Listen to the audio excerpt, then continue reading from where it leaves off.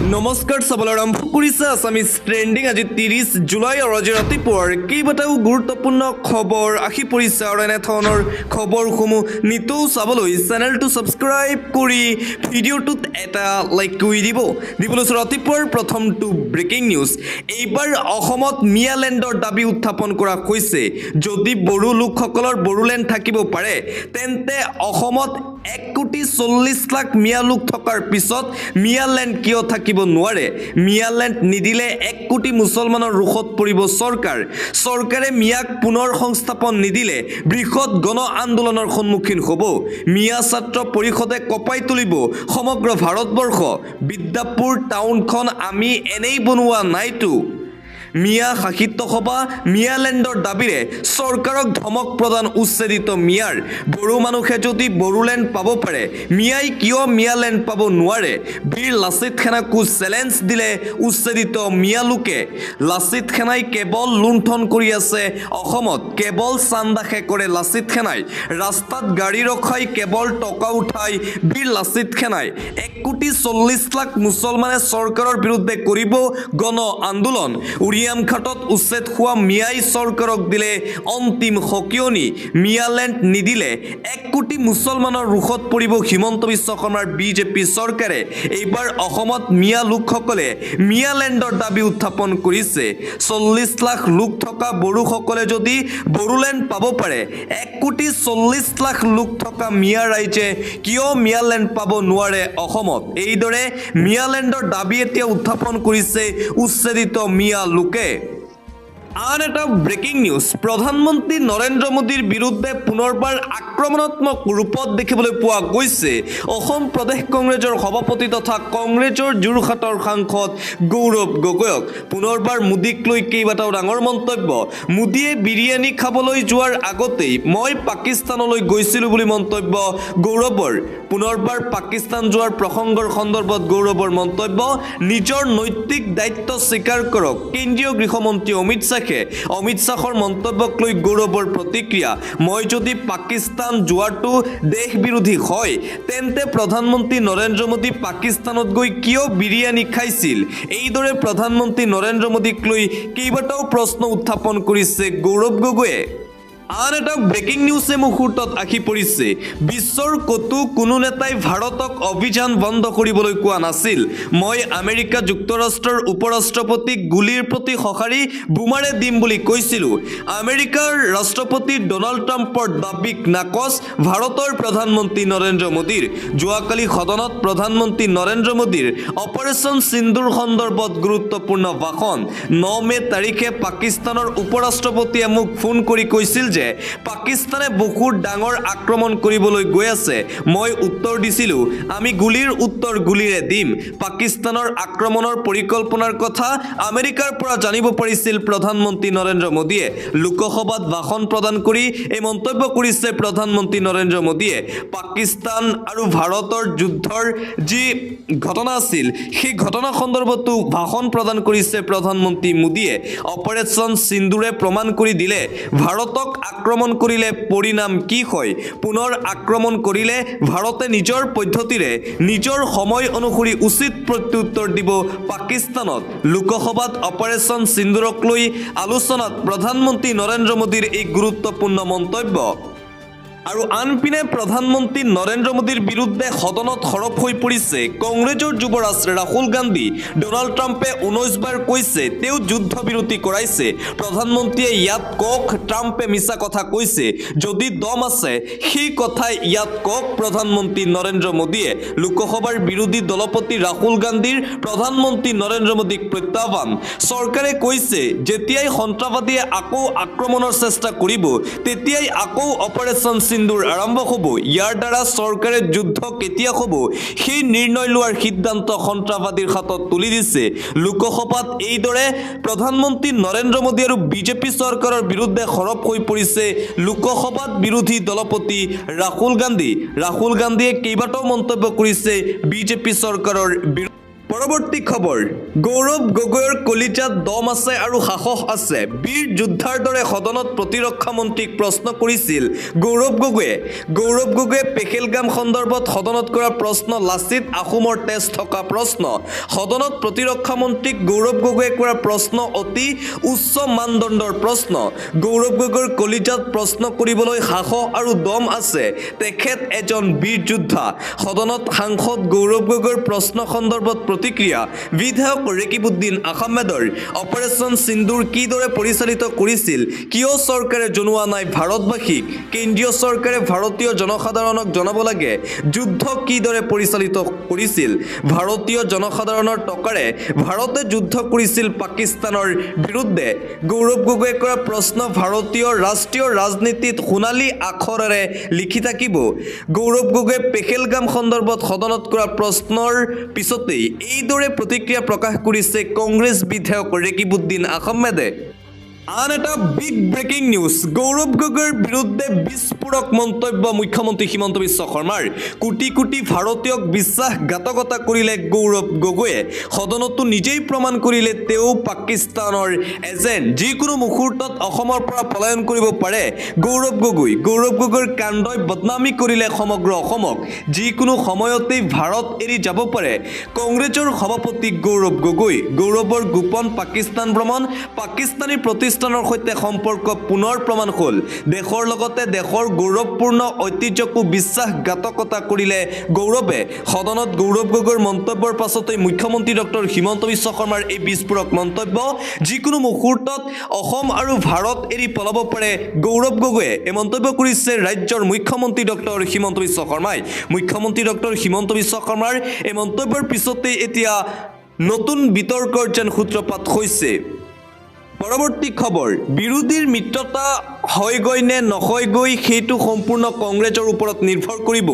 কংগ্ৰেছে মিত্ৰতা বিচাৰিলে মিত্ৰতা হ'ব কংগ্ৰেছে মিত্ৰতা নিবিচাৰিলে মিত্ৰতা নহয় আমি আৰু কাৰো দুৱাৰত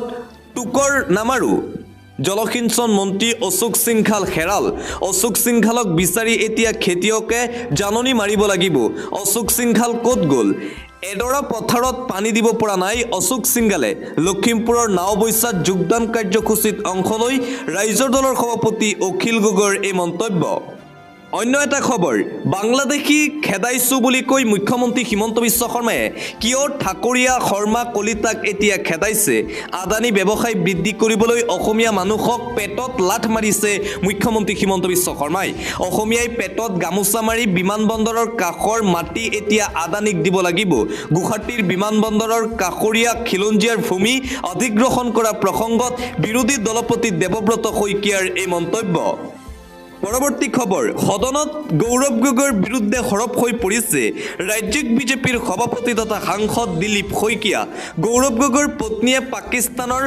পেৰলত কাম কৰে 19 বাৰকৈ পাকিস্তানলৈ গৈছে বিৰোধী উপদলপতি গৌৰৱ গগৈৰ পাকিস্তান সম্পৰ্কৰ প্ৰসংগত সদনত সৰব হৈ পৰিছে বিজেপিৰ সাংসদ দিলীপ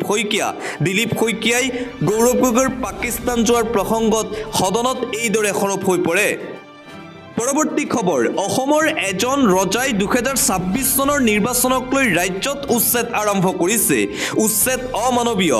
সংবিধান বিৰোধী উচ্ছেদে মানুহৰ মৌলিক অধিকাৰ খৰ্ব কৰিছে সময় আৰু ৰাইজে এইখন চৰকাৰক কেতিয়াও ক্ষমা নকৰিব কংগ্ৰেছৰ শুভবুদ্ধি উদয় হওক সকলো মুছলমানক অখিল গগৈক সমৰ্থন কৰক মন্তব্য বিধায়ক চেয়াৰমেন আলী আহমেদৰ ৰাজ্যত চলি থকা উচ্ছেদ অভিযানক লৈ এইদৰে মন্তব্য কৰিছে বিধায়ক চেয়াৰমেন আলী আহমেদে পৰৱৰ্তী খবৰ কংগ্ৰেছৰ উত্তাল প্ৰতিবাদত কঁপি উঠিল গোগামুখ মিচিং সাহিত্য পৰিষদৰ নিৰ্বাচন অনুষ্ঠিত নকৰাক লৈ কংগ্ৰেছৰ তীব্ৰ প্ৰতিবাদী কাৰ্যসূচী দেখিবলৈ পোৱা গৈছে আৰক্ষী প্ৰতিবাদকাৰীৰ হতাশতি প্ৰতিবাদত অংশগ্ৰহণ এপিচিচিৰ প্ৰাক্তন সভাপতি ভূপেন বৰা প্ৰাক্তন মন্ত্ৰী ৰাজীৱ লোচন পেগু পৰিষদৰ গোগামুখস্থিত মুখ্য কাৰ্যালয়ৰ প্ৰৱেশদ্বাৰ সন্মুখত উত্তাল প্ৰতিবাদ দেখিবলৈ পোৱা গৈছে কংগ্ৰেছ দলৰ নেতা কৰ্মীসকলৰ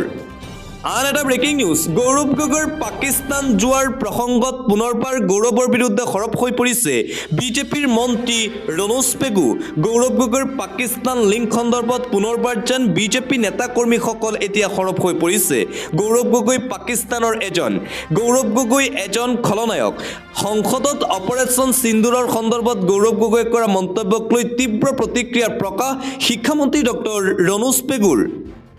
আন এটা অতিকৈ গুৰুত্বপূৰ্ণ খবৰ বিজেপিৰ দিনত অসমত মোদীৰ পৰম বন্ধুখ্যাত আদানীৰ বাণিজ্যিক সাম্ৰাজ্য ৰাইজৰ দলে দিলে হিচাপ 50 বছৰলৈ লোকপ্ৰিয় গোপীনাথ বৰদলৈ আন্তৰ্জাতিক বিমানবন্দৰ অসমত 840 কোটিৰ স্মাৰ্ট মিটাৰৰ ঠিকা বিমানবন্দৰৰ সমীপত নিৰ্মাণ কৰিবলগীয়া হাজাৰ হাজাৰ কোটিৰ এয়াৰ সিটি ধুবুৰীত 3500 বিঘা ভূমিত 3000 মেগাৱাটৰ তাপ বিদ্যুৎ প্ৰকল্প কাৰ্বি আংলঙত 12000 বিঘা ভূমিত সৌৰ শক্তি প্ৰকল্প ডিমা হাছাওত 9000 বিঘা ভূমিত সিমেণ্ট কোম্পানী আৰু বিজেপিৰ দিনত অসমত আদানীৰ কিমান সাম্ৰাজ্য আছে তাৰ এ টু জেড এইবাৰ হিচাপ দিলে ৰাইজৰ দলে আন এটা ব্ৰেকিং নিউজ বনাঞ্চলত যদি মুছলমান থাকিব নোৱাৰে হিন্দুকো থাকিবলৈ নিদিও আমচুৰ শেষ সকিয়নি হিমন্ত বিশ্ব শৰ্মাক পুনৰবাৰ উচ্ছেদ সন্দৰ্ভত চৰকাৰৰ বিৰুদ্ধে সৰব হৈ পৰিছে সদৌ অসম সংখ্যালঘু ছাত্ৰ ইউনিয়ন চমুকৈ আমচু ফৰেষ্টত যদি মুছলমান থাকিব নোৱাৰে তেন্তে বেলেগো থাকিব নোৱাৰিব মুছলমানৰ গাত হাত দিলে আৰু সহ্য কৰা নহ'ব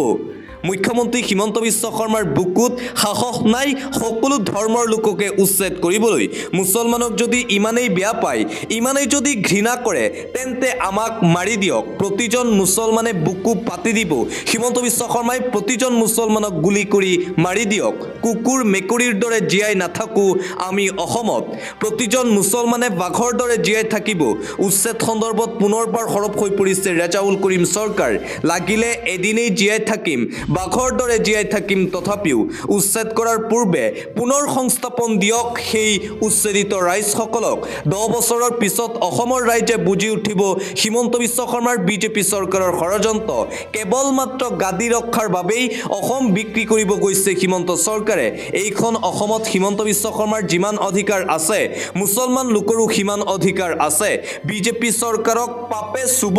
বিজেপি চৰকাৰক পাপে নেৰিব আমি হিন্দু মুছলমান বুজি নাপাওঁ আমি মানুহ আৰু মানৱতাকে চিনি পাওঁ অসমীয়া জাতিক থান বান কৰি পেলাব বিচাৰিছে হিমন্ত বিশ্ব শৰ্মাৰ বিজেপি চৰকাৰে উদাত্ত ভাষণ আমচুৰ সভাপতি ৰেজাউল কৰিম চৰকাৰৰ 1971 চনৰ পিছত অহা কোনো এজন লোকৰ গাত হাত দিলে আৰু সহ্য কৰা নহ'ব এইদৰে উচ্ছেদ সন্দৰ্ভত মিয়া লোকৰ অধিকাৰ বিচাৰি হিমন্ত বিশ্ব শৰ্মাক অন্তিম সকিয়নি প্ৰদান কৰিছে আমচুৰ সভাপতি ৰেজাউল কৰিম চৰকাৰে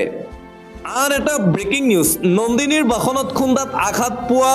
যুৱকজনৰ মৃত্যু নন্দিনীৰ বাহনৰ খুন্দাত আঘাত পোৱা সামিউলৰ মৃত্যু হৈছে হাস্পাতালৰ জীৱন মৃত্যুৰে যুঁজি থকা সামিউলৰ অৱশেষত শেষ নিশ্বাস ত্যাগ এপলো হাস্পাতালত শেষ নিশ্বাস ত্যাগ কৰিছে সামিউল নামৰ যুৱকজনে 4 দিন ধৰি সংকটজনক অৱস্থাত আছিল সামিউল হক নন্দিনীৰ বাহনৰ খুন্দাত আঘাত পোৱা সামিউলৰ মৃত্যু গুৱাহাটীৰ এপলো হাস্পাতালত শেষ নিশ্বাস ত্যাগ কৰিছে যুৱকজনে আৰু যুৱকজনৰ মৃত্যুৰ পিছতেই এতিয়া নন্দিনীৰ বিৰুদ্ধে তীব্ৰ প্ৰতিবাদ দেখিবলৈ পোৱা গৈছে বীৰ লাচিত সেনাৰ আহ্বান সকলো অসমীয়া লোক এতিয়া একত্ৰিত হওক নন্দিনীৰ বিৰুদ্ধে আৰু গুৱাহাটী এপলো হস্পিটালৰ সন্মুখত এতিয়া ৰাইজৰ প্ৰতিবাদ দেখিবলৈ পোৱা গৈছে আৰু আনপিনে ইতিমধ্যেই নন্দিনীক গ্ৰেপ্তাৰ কৰিছে আৰক্ষীয়ে পৰৱৰ্তী খবৰ 50 বছৰ পুৰণি মছজিদত পৰিব প্ৰশাসনৰ বলডজাৰ কান্দোনত ভাগি পৰিছে মুছলমান ৰাইজ উচ্ছেদৰ জাননীৰ পিছতেই লাগিছে এতিয়া হাহাকাৰ পুনৰবাৰ মছজিদৰ ওপৰত চলিব প্ৰশাসনৰ বলডজাৰ আৰু জাননী পোৱাৰ পিছতেই মুছলমান ৰাইজৰ কান্দোন দেখিবলৈ পোৱা গৈছে কান্দোনত ভাগি পৰিছে হাজাৰ হাজাৰ মুছলমান ৰাইজ উচ্ছেদৰ জাননীৰ পিছতেই লাগিছে এতিয়া হাহাকাৰ পুনৰ মুছলমান লোকৰ পবিত্ৰ স্থান মছজিদত পৰিব বলডজাৰ ৰূপসীঘাটৰ বেলগুৰি কছাৰী গাঁৱত উচ্ছেদৰ জাননী ঘৰ দুৱাৰ ভাঙি আন ঠাইলৈ গুচি গৈছে বেদখলকাৰী আন এটা ব্ৰেকিং নিউজ উচ্ছেদৰ জাননীৰ পাছতেই মধ্য অসম এৰি পলাইছে বেদখলকাৰী মধ্য অসমত মুঠতে এতিয়া হাহাকাৰ দেখিবলৈ পোৱা গৈছে মধ্য অসমৰ কেইবাটাও স্থানত উচ্ছেদৰ জাননী পোৱাৰ পিছতেই এতিয়া বেদখলকাৰীৰ মাজত হাহাকাৰ মধ্য অসম এৰি পলাইছে শ শ বেদখলকাৰী উচ্ছেদৰ জাননীৰ পাছতেই থৰকাচুটি খেৰাইছে মিয়ালোকে এবাৰ মধ্য অসমত হ'ব প্ৰশাসনৰ এই বৃহৎ উচ্ছেদ অভিযান ৰূপসীঘাটৰ কছাৰীগাঁও বেলুগুৰি গেজিঙত জাননীৰ পাছতেই লাগিছে হাহাকাৰ 178 বিঘা ভূমিৰ টালিটোপোলা লৈ পলাইছে বেদখলকাৰী 30-40 বছৰ ধৰি অবাধ ভূমি বেদখল কৰি ৰাখিছিল ৰূপসীঘাটত মিয়াই আন এটা গুৰুত্বপূৰ্ণ খবৰ পাক অধিকৃত কাশ্মীৰক লৈ উত্তাল সদন বিৰোধীৰ থকা সৰকাৰ প্ৰশ্নত বিব্ৰত হৈ নেহেৰুক আক্ৰমণ বিজেপিৰ যুদ্ধৰ পৰিমাণৰ উদাহৰণ দাঙি কংগ্ৰেছক প্ৰত্যুত্তৰ গৃহমন্ত্ৰী অমিত শ্বাহৰ ইতিহাস সোঁৱৰাই কংগ্ৰেছক প্ৰশ্ন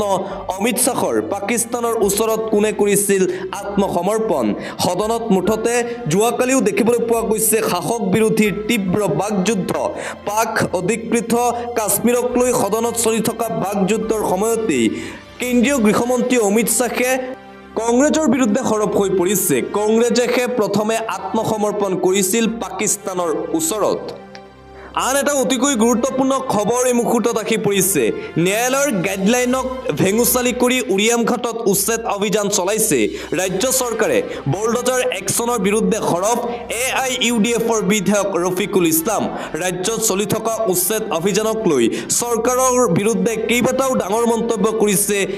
AIUDFৰ বিধায়কগৰাকীয়ে ন্যায়ালয়ৰ নিৰ্দেশনা ভৰিৰে মুখাৰি উৰিয়ামঘাটত উচ্ছেদ চলাইছে চৰকাৰে উচ্ছেদ অভিযানত ন্যায়ালয়ে দিয়া গাইডলাইনক চৰকাৰে কিয় ভেঙুচালি কৰিছে আইনৰ শাসন অসমত চলা নাই এইটো অসমীয়াৰ বাবে দুৰ্ভাগ্যজনক কথা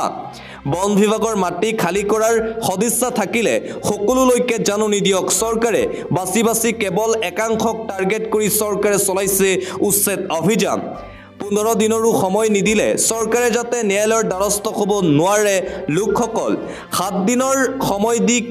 কিয় উচ্ছেদ চলাইছে তাৰ উত্তৰ অসমবাসীক দিব লাগিব উচ্ছেদিতৰ পৰিয়ালৰ মাজত থকা শিক্ষাৰ্থীৰ কথা চিন্তা কৰক চৰকাৰে মুকলি আকাশৰ তলত কিতাপ হাতত লৈ কান্দি আছে উচ্ছেদিত পৰিয়ালৰ শিশুৱে শিক্ষাৰ অধিকাৰ কাঢ়ি লোৱাৰ অধিকাৰ ক'ত পালে মুখ্যমন্ত্ৰী হিমন্ত বিশ্ব শৰ্মাই চৰকাৰৰ বলডজাৰ একশ্যনৰ বিৰুদ্ধে সৰব হৈ পৰিছে AIUDFৰ বিধায়ক ৰফিকুল ইছলাম পৰৱৰ্তী খবৰ জালুকবাৰীত দাও দাওকৈ জ্বলি উঠিল বাহন জালুকবাৰীৰ উৰণ সেতুত ভয়ংকৰ অগ্নিকাণ্ডৰ ঘটনা সংঘটিত হৈছে চলন্ত অৱস্থাত দাও দাওকৈ জ্বলিল আৰ্মিৰ সামগ্ৰী কঢ়িওৱা ট্ৰাক মেঘালয়ৰ পৰা ৰাজস্থানলৈ কঢ়িয়াই নিয়া হৈছিল পেৰাচুটসহ আৰ্মিৰ বিভিন্ন সামগ্ৰী অগ্নিকাণ্ডৰ ফলত ঘণ্টা ঘণ্টা ধৰি আবদ্ধ বাহন অগ্নি নিৰ্বাপকৰ জৰিয়তে জুই নিৰ্বাপনৰ চেষ্টা চলোৱা হৈছে অগ্নিসংযোগ হোৱা 6 চকীয়া ট্ৰাকখনৰ নম্বৰ RS19GG9037 ঘটনাস্থলীত উপস্থিত জালুকবাৰী আৰক্ষীৰ লগতে অগ্নি নিৰ্বাপক বাহিনীৰ দল পৰৱৰ্তী খবৰ উজনি অসমত মিয়াই সাজিছে জামাইগাঁও খিলঞ্জীয়া মুছলমান ওলাই আহি দিলে গো বেক ধ্বনি এইবাৰ মিয়াৰ বিৰুদ্ধে একত্ৰিত হৈছে খিলঞ্জীয়া মুছলমান জামাইগাঁও নামেৰে লখিমপুৰত বহিছে নতুন মিয়া গাঁও খিলঞ্জীয়া মুছলমান ওলাই আহিল আৰু দিলে গো বেক ধ্বনি মিয়াৰ বিৰুদ্ধে এতিয়া একত্ৰিত খিলঞ্জীয়া মুছলমানে গাঁৱত প্ৰৱেশ নিষেধ কৰিলে উচ্ছেদিত মিয়াৰ সমদল উলিয়াই দিলে বাংলাদেশী গো বেক ধ্বনি খিলঞ্জীয়া মুছলমান ৰাইজে নতুন গাঁৱৰ সৃষ্টি কৰি একাংশই খিলঞ্জীয়াৰ অস্তিত্বলৈ ভাবুকি কঢ়িয়াই অনাৰ অভিযোগ গাঁওখনত উচ্ছেদিত বেদখলকাৰীৰ প্ৰৱেশ নিষেধ ঘোষণা কৰি আৰিছে হৰ্ডিং লখিমপুৰৰ বালিজান গাঁৱৰ গাঁওৰক্ষী বাহিনীয়ে স্থানীয় লোকৰ সহযোগত গ্ৰহণ কৰে এই পদক্ষেপ মুঠতে মিয়াৰ বিৰুদ্ধে এতিয়া একত্ৰিত হৈছে অসমৰ খিলঞ্জীয়া মুছলমান আন এটা অতিকৈ গুৰুত্বপূৰ্ণ খবৰ অত্যাধিক গৰম পুনৰ হাল সলনি শিক্ষা অনুষ্ঠানৰ নিয়ম উৎকট গৰমৰ মাজতেই পুনৰ সলনি কৰা হ'ল শিক্ষা অনুষ্ঠানৰ সময় 1 আগষ্টৰ পৰা আপোনাৰ সন্তানক নতুন সময়তে পঠিয়াব লাগিব বিদ্যালয়লৈ 1 আগষ্টৰ পৰা বিদ্যালয়সমূহত পুনৰ আৰম্ভ হ'ব পাঠদান পুৱা 7:30 বজাৰ পৰা আৰম্ভ হ'ব পাঠদান 1 আগষ্ট তাৰিখৰ পৰা ছুটিৰ ক্ষেত্ৰত শ্ৰেণী অনুসৰি সময় হ'ব হাল সলনি নিম্ন প্ৰাথমিক বিদ্যালয়ৰ ছুটিৰ সময় পুৱা 11:30 বজাত উচ্চ প্ৰাথমিক বিদ্যালয়ৰ শিক্ষাৰ্থীৰ ছুটি হ'ব দুপৰীয়া 12 বজাত মাধ্যমিক পৰ্যায়ৰ শিক্ষা অনুষ্ঠানত পাঠদান চলিব দুপৰীয়া 1 বজা পৰ্যন্ত 31 জুলাইত শেষ হ'ব বিদ্যালয়সমূহৰ গ্ৰীষ্ম বন্ধ ব্যক্তিগত খণ্ডৰ শিক্ষা অনুষ্ঠানতো প্ৰযোজ্য হ'ব এই নতুন নিৰ্দেশনা জাৰি কামৰূপ মেট্ৰৰ ISDEO দীপিকা চৌধুৰীৰ আন এটা অতিকৈ গুৰুত্বপূৰ্ণ খবৰ অসমৰ ভূমি বেদখলমুক্ত কৰাৰ স্বাৰ্থত চলিব এই উচ্ছেদ অভিযান উচ্চতাই জোল খোৱাৰ ৰাজনীতিত ভুল নাযাব এবাৰ ইচ্ছাই উচ্ছেদকাৰীক ভূমি এৰি যাবলৈ সকিয়নি সামগুৰি সমষ্টিৰ বিজেপি বিধায়ক দীপ্লুৰঞ্জন শৰ্মাৰ ৰকিবুল হুছেইনে বেদখলকাৰী লোকক ইয়াত স্থান দিছিল বুলিও অভিযোগ দীপ্লুৰঞ্জন শৰ্মাই কৈছে অসমৰ ভূমি বেদখলমুক্ত কৰাৰ স্বাৰ্থত এই উচ্ছেদ অভিযান চলি আছে আৰু এই উচ্ছেদ অভিযান চলি থাকিব ইচ্ছাই উচ্ছেদকাৰীক ভূমি এৰিবলৈ সকিয়নি বিধায়ক দীপ্লুৰঞ্জন শৰ্মাৰ